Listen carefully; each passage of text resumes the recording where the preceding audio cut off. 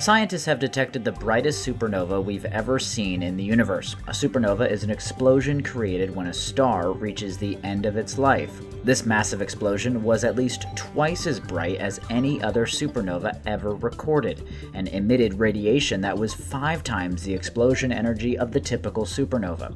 The supernova's mass was between 50 to 100 times our Sun. Most supernovae are between 8 and 15 solar masses. A University of Birmingham-led team first detected it with the Panoramic Survey Telescope and Rapid Response System.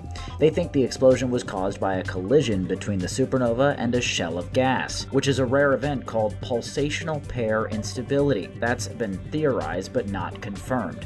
Due to the amount of hydrogen, they also think 2 stars may have merged before the explosion. The findings were published in the journal Nature Astronomy.